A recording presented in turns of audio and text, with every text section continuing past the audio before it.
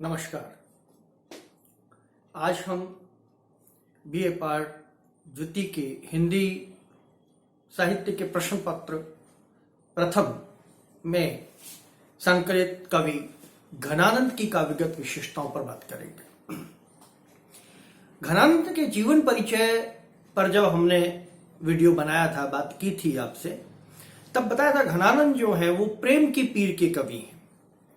घनानंद का काव्य उनकी पीड़ा से उत्पन्न हुआ है और पीड़ा है प्रेम की, तो घनानंद को प्रेम की पीड़ का कवि भी कहा जाता है।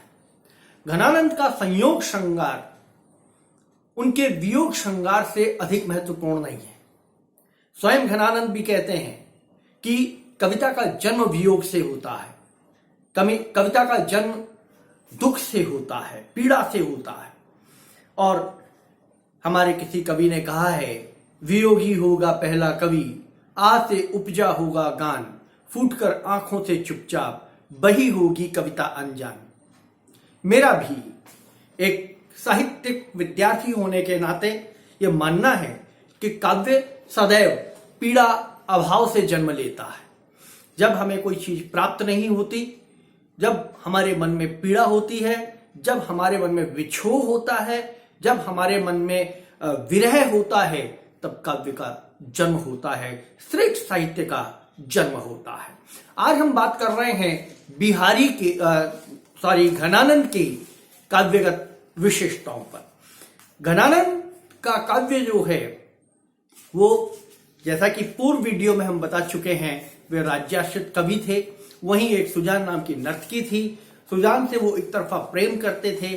सुजान की वजह से ही उन्हें वह राज्य छोड़ना पड़ा, लेकिन मथुरा वृंदावन में निवास करते हुए वही लौकिक सुजान उसके अलौकिक ब्रह्म के रूप में परिवर्तित हो गया। और घनानंद कवि जो केवल एक लौकिक प्रेम के कवि माने जाते थे, भक्ति के कवि, ईश्वर प्रेम के कवि, निराकार ब्रह्म की, साकार ब्रह्म की भक्ति के कवि माने जाने लगे। और उनका प्रेम, उनका विरह, उनका विक्रम संगार पूरा ईश्वर को समर्पित हो गया। हम बात कर रहे हैं घनानंद के काव्यगत विशेषताओं की।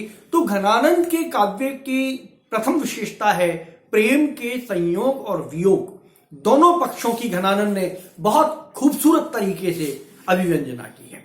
लेकिन उनका जो वियोग पक्ष, जैसा कि मैंने आपको पहले कहा था, उनका वियोग पक्ष उनके संयोग पक्ष से कहीं अधिक सुदृढ़ है। लेकिन फिर भी वे बड़ी चतुराई से, बहुत सूक्ष्म अंतर के साथ अपने संयोग और वियोग का अंतर प्रस्तुत करते हैं।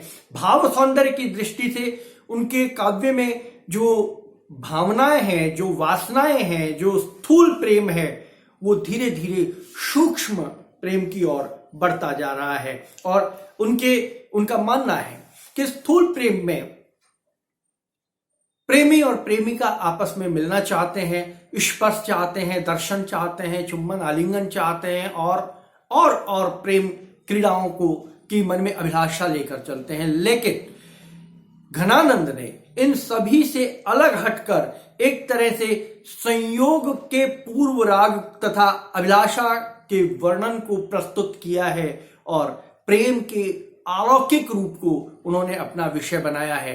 वे कहते हैं, वह चतुराई तो चिताई चाहिए को छवि, वह चतुराई को चिताई चाहिए को छवि, वह छलताई न छिनक बिसरती है।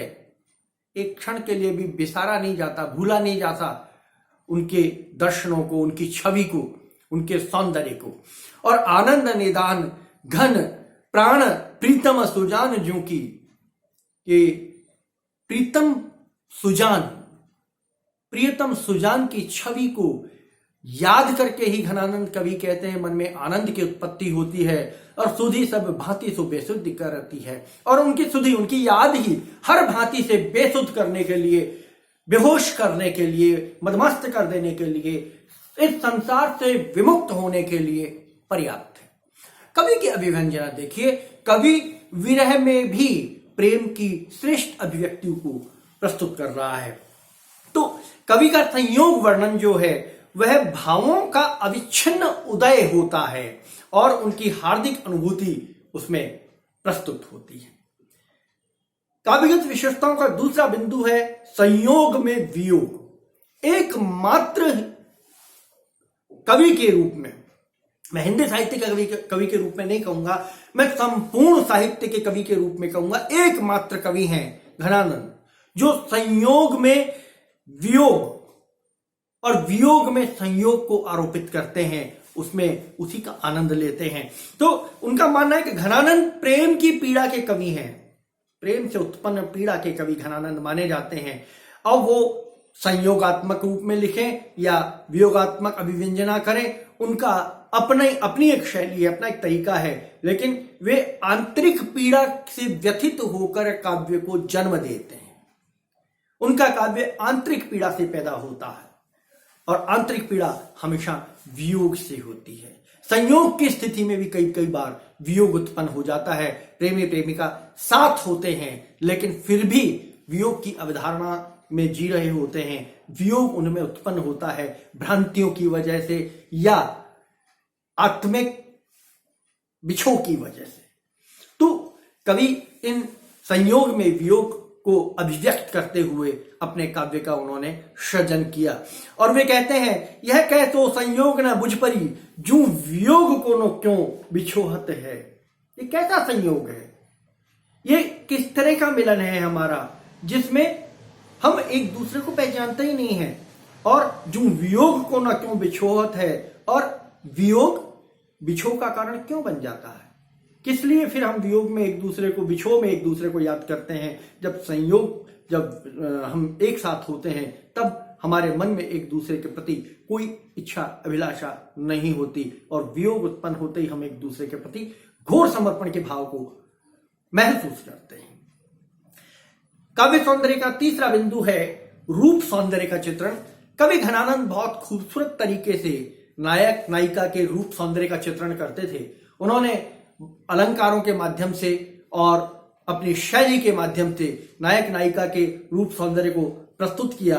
समग्र काव्य में उनकी अभिव्यंजना का शोभन पक्ष उभर कर आया है। ये इनके काव्य की बहुत बड़ी विशेषता है। हम देखेंगे कि अति झलके अति सुंदर आनन गौर छके दृगदाजत कानन छुए, हंसी बोलन में छवि फूलन की बरसा उर ऊपर जाती है हुए। जब वो हंसते हैं तो फूलों की बारिश होती है। जब उसके सौंदर्य को देखते हैं तो मन मयूर नाच उठता है, आंखें भर नहीं पाती उनके सौंदर्य को अपने आप में, और लाल लट लोल कपोल कलोल करें, उनके गालों पर किलोल करती हुई उनकी काली लटें, खेलती हुई क्रीड़ा करती हुई काली लटें, कलकंठ बनी जय जावली विद्वय, और गले में उनके जावली जो कंठमालाएं हैं वो सुशोभित होती हैं। अंग अंग तरंग उठी दुति को परिहे मनो रूप अबे धरी चोय। अंग अंग से रूप टपकता है, उसका अंग अंग इतना सुंदर है कि प्रत्येक अंग से रूप टपकता है, और ऐसा रूप टपकता है जिसका शब्दों में वर्णन नहीं किया जा सकता। तो कवि की ये प्रत्यक्ष अभिव्यंजना जो है सौंदर्य के प्रति, ये उनकी काव्य की अपने आप में एक अलग विशेषता को प्रतिपादित करती हैं। अगला बिंदु है इनके काव्य का कि प्रेम की पीड़ तथा विरह का वर्णन। प्रेम, मैंने आपको पहले कहा था, मैंने इस वीडियो के प्रारंभ में आपसे कहा था कि घनानंद का काव्य प्रेम से, और प्रेम से भी प्रेम की पीड़ा से उत्पन्न होता है, वियोग से उत्पन्न होता है, प्रेम की चोट से उत्पन्न होता है, और वही इस काव्य की सबसे बड़ी विशेषता है।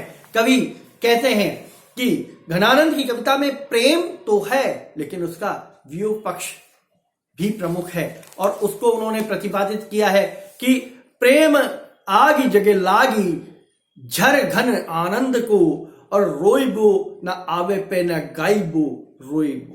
कि जब प्रेम की अगन लग जाती है, प्रेम की लगन लग जाती है, मन में प्रेम उत्पन्न हो जाता है, तो ना रोना आता है और ना गाना आता है।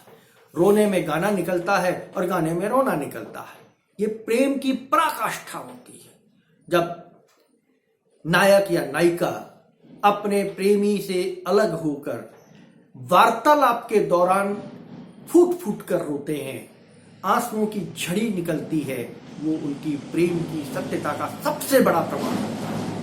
उसे किसी दस्तावेज की आवश्यकता नहीं। और घनानंद ने इसी ही विषय को अपना काव्य का माध्यम बनाया है। प्रेम की पीड़ा को, पीड़ा जो आंखों से बाहर आ रही है आंखों के रूप में, उसे अपने काव्य का विषय बनाया है। और विरह वर्णन, पूर्व राग, प्रवास, प्रिय निष्ठुरता, प्रेम पीर आदि।